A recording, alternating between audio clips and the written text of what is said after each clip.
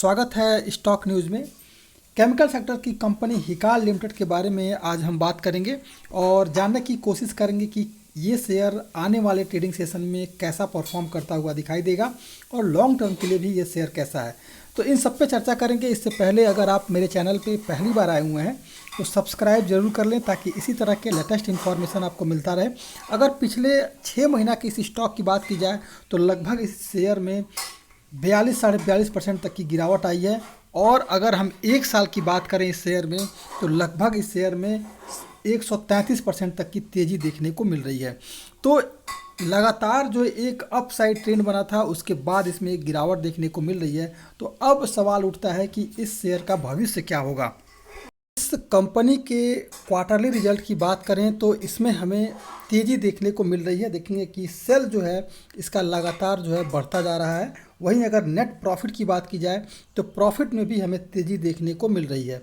अब बात करते हैं, अगर हम सेल की बात करें ईयर ऑन ईयर बेसिस पर तो इसमें भी हमें तेज़ी देखने को मिल रही है।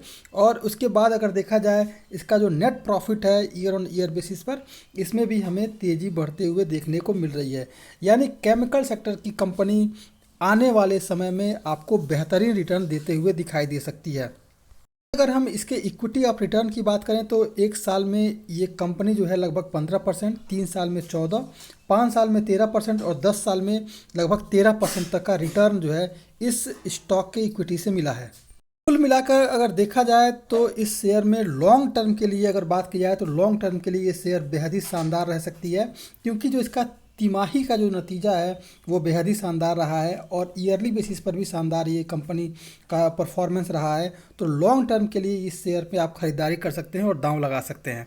हम एक्सपर्ट की माने तो लगभग 66% एक्सपर्ट का ये मानना है कि 66% इस शेयर में खरीदारी की जा सकती है। और ये जो शेयर है ये लॉन्ग टर्म के लिए कहीं से भी ख़राब नहीं है, क्योंकि केमिकल सेक्टर की कंपनी जो है बेहद ही शानदार इसका परफॉर्मेंस जो है लगातार क्वार्टर एंड क्वार्टर बेसिस पे रहा है। चार्ट की बात की जाए हिकाल लिमिटेड के बारे में तो अभी ये शेयर लगभग अभी सभी अपने मूविंग एवरेज के ऊपर इस समय ट्रेड करता हुआ दिखाई दे रहा है और एक पॉजिटिव साइन जो है इस समय आपको देखने को मिल रही है। अगर बात करें कि अगर आने वाला जो ट्रेडिंग सेशन है उसमें अगर गिरावट आती है इस स्टॉक में तो देखने को ये मिल रहा है कि ये जो इसका सपोर्ट जोन है वो लगभग 357 के करीब निकल के आ रहा है। यानी कि अगर इस स्टॉक में गिरावट आई तो नीचे का जो लेवल होगा वो 357 के आसपास होगा और यहीं से ये ट्रेड जो है अपसाइड मोमेंटम करता हुआ दिखाई देगा। तो ध्यान रखिएगा कि जो सपोर्ट लेवल है वो नीचे की तरफ निकल के आ रहा है 357 का, और इसी के आसपास जो है अगर गिरावट आती है इस स्टॉक में तो फिर आपको 357 का लेवल देखने को मिल सकता है।